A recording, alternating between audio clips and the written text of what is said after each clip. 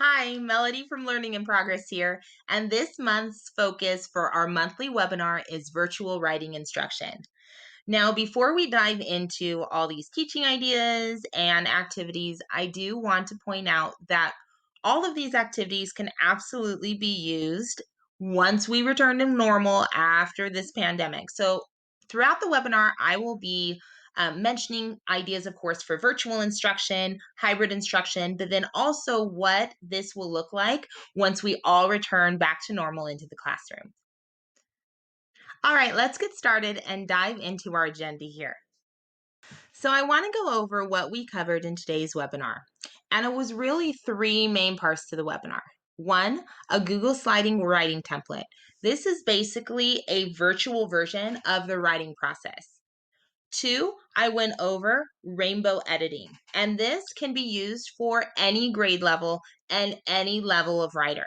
I will be sharing how I've used rainbow editing both at a first grade level and then also at a sixth grade level. The third item on today's agenda is boom cards. Now, I am just diving into boom cards. I, of course, use them all the time in my classroom. But in terms of my TPT store, we are officially expanding into Boom Learning, which is very exciting. I will be going over today how you can use boom cards to support your writing instruction. And then I do want to point out, because you'll see at the bottom it says freebie, which if you're anything like me, that would grab my attention first. I do want to encourage you to sign up for any of our upcoming monthly webinars. All attendees who join us for the live session all go away with a free, yes, free lesson or activity that's related to the focus of that webinar.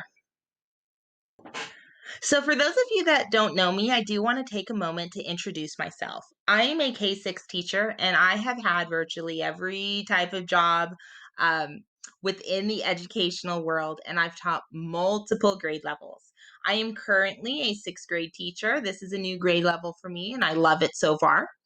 Last year, I was a K-1 intervention teacher. So, really, everything about reading instruction, that was my whole world last year.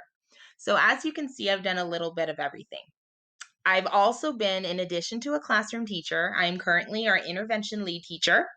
I'm our EdTech mentor, and I am also somewhat of a differentiation guru. It is definitely my passion, and I've been fortunate enough to present at both local and national conferences. I mean, pre pandemic, of course, but I hope to someday be able to present again.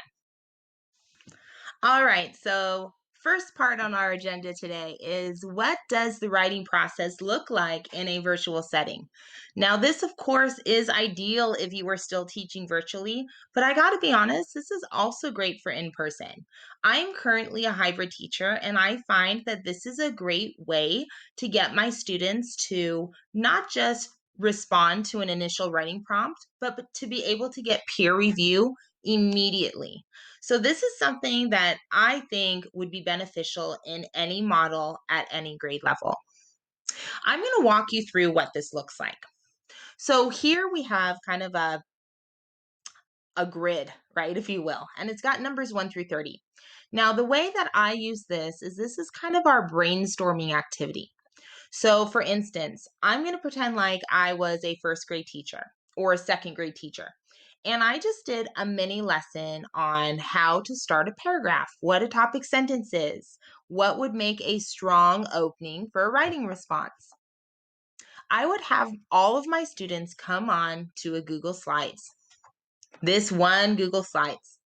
And I would then tell my students, if you are numbers 1 through 10, grab a post-it from the side, put it on your student number, and then write a topic sentence. Now, this, of course, would be in response to a writing prompt. Now, if you're looking for a fun way to choose a writing prompt with your kids, I recommend digital spinners. They are so exciting, and they definitely up the engagement on any lesson. So, in this particular resource, which of course is in my TPT store, I've included 4 different um, writing prompt spinners, one for each of the 4 seasons.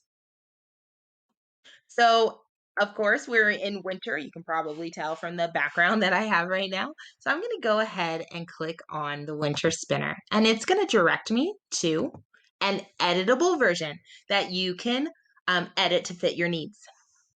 Now you can see here, of course, like this is where you would edit, but I'm going to go ahead and spin it as is.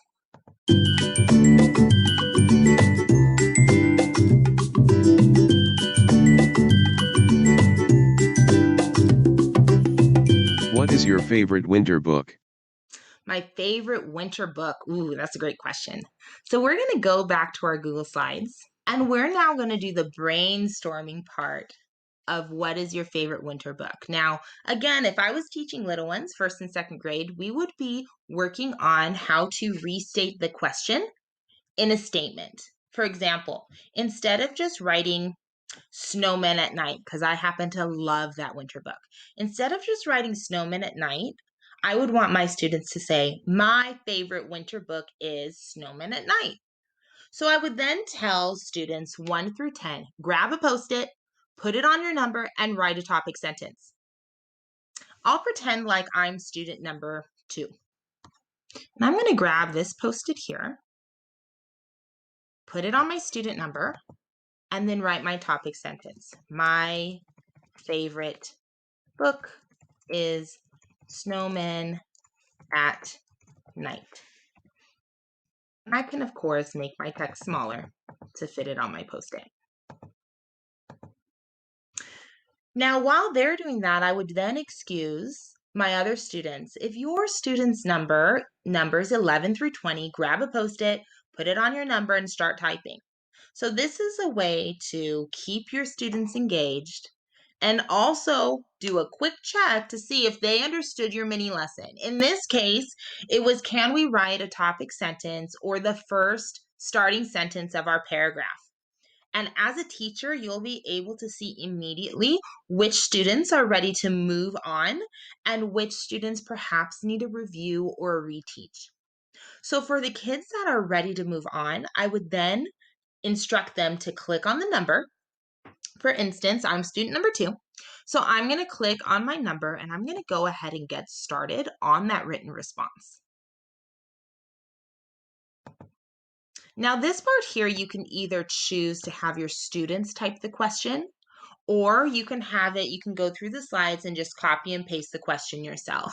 Now for me, I happen to like when that students have to write the question. I think it's a good way for them to remind themselves what question they are in fact answering. So I am going to write here, what is your favorite winter book?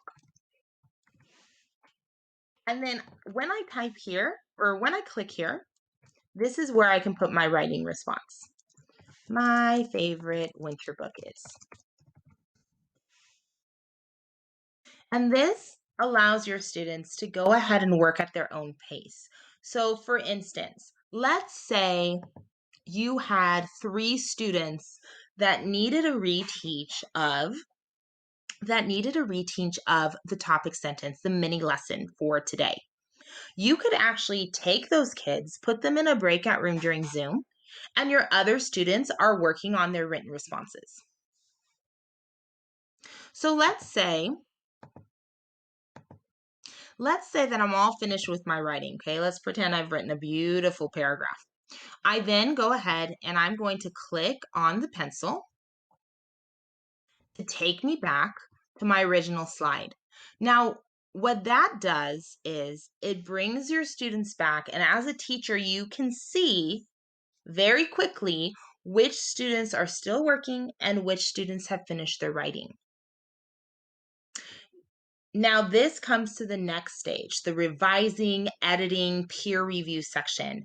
And this is often a difficult part of the writing process if you are teaching virtually. So I want to share with you what I would do with my students. So again, I'm student number 2, and at this point, all of these boxes have our own Post-it notes, right? So every student has a Post-it note with their topic sentence. I'm going to pretend like student number 20 also shows red.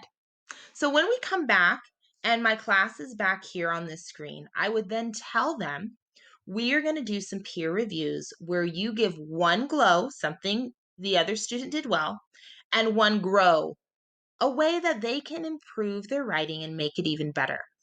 So I might tell them, go ahead and look for a number that has the same color posted as you. So in my case, I'm student number 2. I noticed that student number 20 has the same color. So I'm going to go ahead and click and go to that student's writing. That way, when I'm ready, after I read the response, I'm going to go ahead and click on peer review. And that will take me to the next slide where I will be typing the glow and the grow. And you can see there's peer 1, a glow and grow, peer 2, a glow and grow. And again, after I give my feedback, I'm going to go ahead and go back to that original slide. Now at this point, you can either repeat the process, perhaps the students choose a number of their choice, or maybe you're working on primary and secondary colors, or you have pre-assigned partners.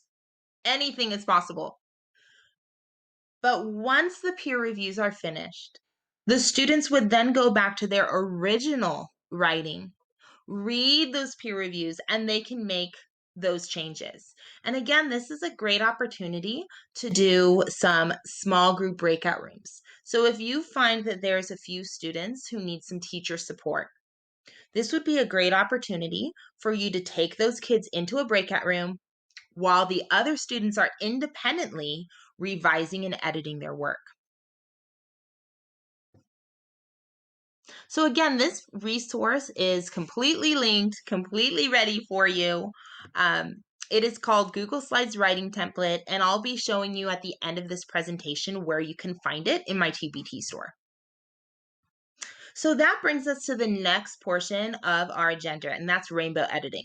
Like I mentioned earlier, this is a great way to get students to look over their writing and edit their writing independently. It can be used for any grade level. I find that the color, by color coding, it is easier for students to be able to focus in on one writing goal at a time. So let me show you what I mean. So this is an example of a writing checklist, and these checklists are available in my TPT store. They include grades K through 5, but I do want to stop for a moment and kind of emphasize that even though I put the grade levels of these writing checklists, they're really meant for any grade level because this makes for easy differentiating. For example, if I were a third grade teacher, some of my students would need some support on first grade standards, whereas others are ready to be challenged with fifth grade standards.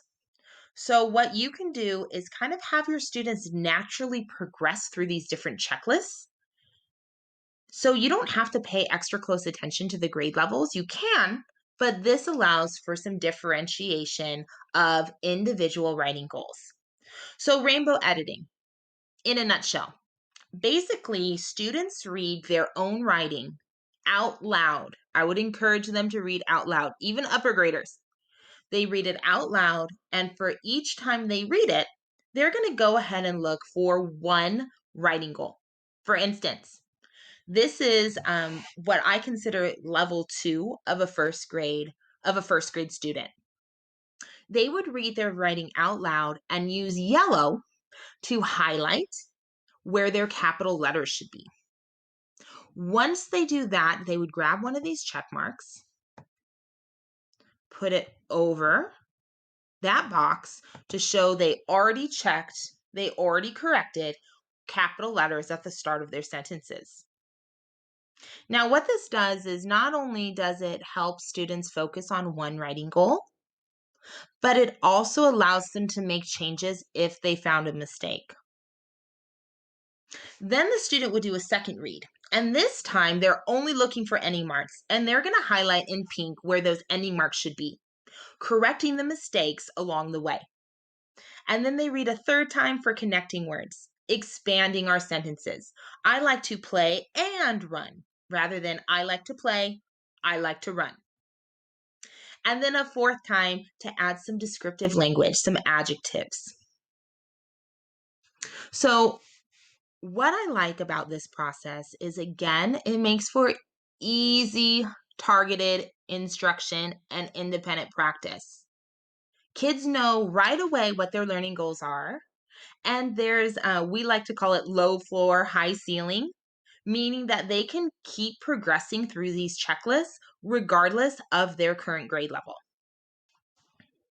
Now that brings me to Boom. Wow, do I love Boom cards. I mean, I know in so many webinars I've talked about my true love of Nearpod, but Boom cards are just as effective, just as engaging, and such a great way for independent practice.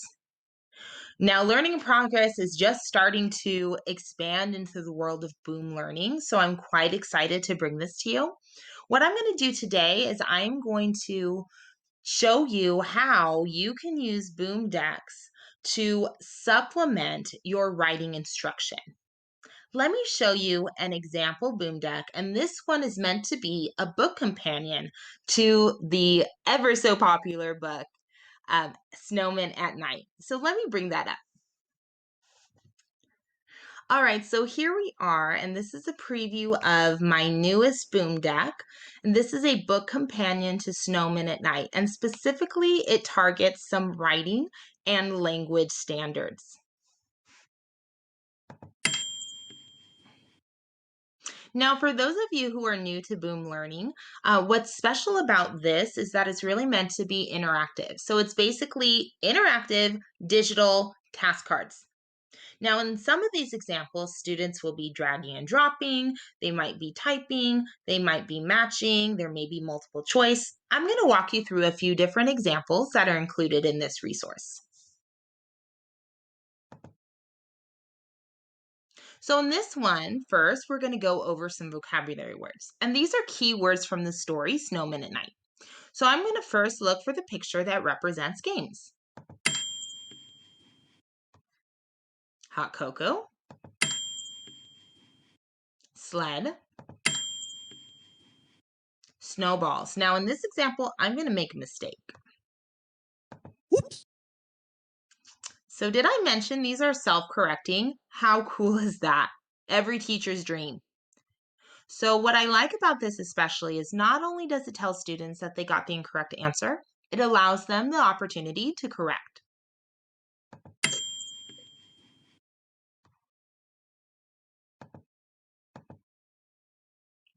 So that brings me to a drag and drop. So after we've gone through and we've matched the picture to one of our keywords, now we're going to do a drag and drop and review those 6 keywords from the story. Snowman. Now I'm purposely going to make a couple of errors so that you can see what happens when students make a mistake. Whoops. So again, it tells us which ones were incorrect and it allows us to correct our mistake.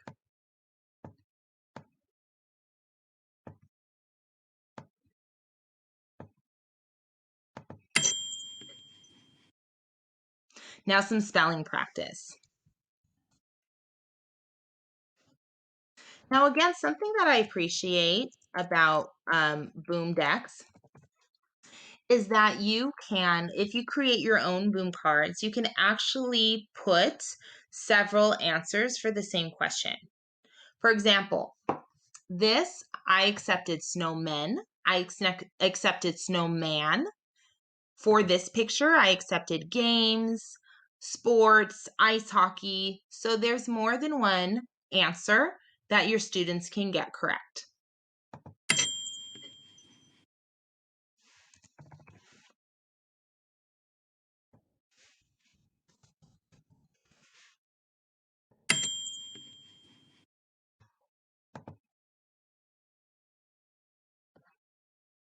Now here again, so now we've had some practice matching, we've had some practice doing the drag and drop, so we're given the word, we read the word, and then find the picture, but now we're going to do some spelling practice. Now that we've had plenty of opportunities to practice reading and identifying words, we're going to see if we can spell them.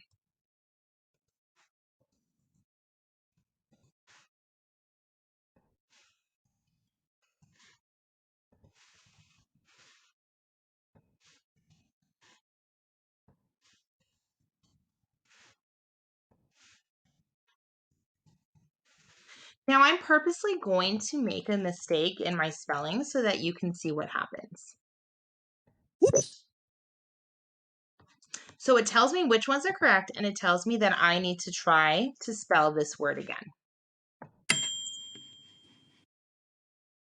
Now here, so a lot of times boom cards are used as kind of quick checks. So reviews, independent practice, which is great. It's an awesome way to use boom cards.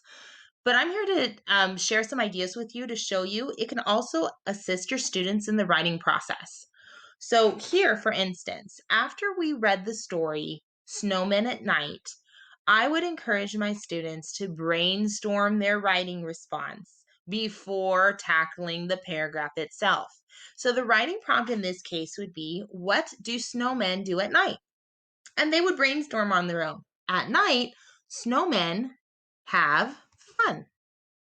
At night, snowmen can sled and snowmen can drink hot cocoa. This gives your students the opportunity to go ahead and brainstorm what they're going to write in the upcoming slides. Now, of course, I do want to point out, if you're using boom cards for those brainstorms or for a written response, of course, they're not going to be self-correcting because each student's response is unique. I included a mini review of what connecting words are, and then an opportunity for us to find them in sentences. Now, this gives our students the opportunity to see how these connecting words can be used to expand sentences. So they see some examples of connecting words at the bottom, and they simply have to find them within these sentences as they read the sentences. And again, these are going to be self-correcting. So I'm going to make a couple mistakes. Whoops. And it says that I haven't found all the correct answers. So it's instructing me to try again. Again, a mini review about topic sentence. So they choose which one would be the best topic sentence. And again, if you make a mistake, you're just instructed to try again. Now, I really like using boom cards for this. Scaffolded writing. If you have some struggling writers in your classes, regardless, any age, having some guided notes or scaffolded writing is a great way to get them comfortable with structuring a written response. In this example, they would be writing a topic sentence that starts the written response that's given. Again, another example of scaffolded writing. This time, the topic sentence is given, and they're putting in information, thinking about what they put in their tree map earlier. They're going to go ahead and they're going to complete this writing response. Now, the last thing I want to go over is rainbow editing. Now, this is a way that I would introduce your students to rainbow editing. So before they tackle using rainbow editing in their own writing, they're going to use it on an exemplar response. So I would have them go through the process of reading the paragraph, and every time they find a letter that should be capitalized, they're going to go ahead and drag a yellow box. Every time they find an ending mark or where an ending mark should be, they're going to drag and highlight that ending mark. And same thing with connecting words. So this is a great opportunity to kind of warm your students up to the idea of editing and looking over their work. Whoops. And of course, this is self-correcting since there are correct and incorrect answers. And then, of course, you have this slide where students are just writing a paragraph with a given topic sentence. I would then encourage them to practice using rainbow editing to edit their own writing. And of course, this is not self correcting because this is going to be different for each student. Now, that brings us to the end of this writing webinar here. I'm going to go ahead and walk you through where to find these resources in my store. So, when you're in my store, there's a couple of things that I would like to point out. First, feel free to follow me. You can go ahead and click on that green star so that you can follow me to get updates on sales, discounts, freebies, and definitely my monthly webinars. So make sure you follow me on TPT as well as my other social media platforms. Now, once you're in my store, there's a couple of things that I want to point out. One is my seasonal resources. So these are usually like I have some wintry items up right now, January passages, and then also some new items that Learning in Progress is diving into. So I mentioned earlier, we're now making boom cards, which is so exciting. So you'll see one of those decks here. And then, of course, those of you that know me, I love Nearpod. So we have, of course, some Nearpod lessons that we're expanding our current line. So that hopefully in the next few months or so, we should actually have the entire first grade phonics curriculum up and running in Nearpod. So stay tuned for that. We are finishing up our controlled vowels now. I do want to point out our 3 activities that we went over in today's webinar. First, we have our digital and printable writing checklist. That's for rainbow writing. And then we also have our writing template and peer reviews. Now, Boom Cars, Snowman at Night Book Companion is right here. And all 3 of these activities are going to be included in a bundle. That bundle will be posted tonight or tomorrow morning, and it will be on sale up until the 18th. So make sure that you get that bundle before January 18th to really take advantage of that sale. And the last thing I want to point out is right here. So I have a lot of different categories over here. So clip art, different types of learning models, different skills and activities for various grade levels. I also have resource types. If you're looking for instance, Nearpod or boom cards or even escape rooms, those are always fun. But what I really want us to focus on is this webinar is in progress. So those of you that have attended any of my live webinars or you have watched my recorded presentations, all of the resources that are mentioned in any of those webinars live right here in Webinars in Progress. So if you want kind of a quick in and out go-to spot after you watch these webinars, I would definitely start there. All right, so that brings us to the end of this presentation. And again, I can't thank you enough for either attending my live webinar or watching this recording. Every month, I do offer a new free webinar for teachers, and I encourage you to sign up for our next one. If you haven't done so already, join my email list at learninginprogress.com and follow me on any social media platform, Pinterest, Facebook, Instagram. We have a new YouTube channel, Twitter. Definitely follow me for updates on upcoming events, freebies, and various sales throughout the year. Thank you again for being here, and I hope to see you at our next monthly webinar for Teachers Learn Too. Bye, everyone.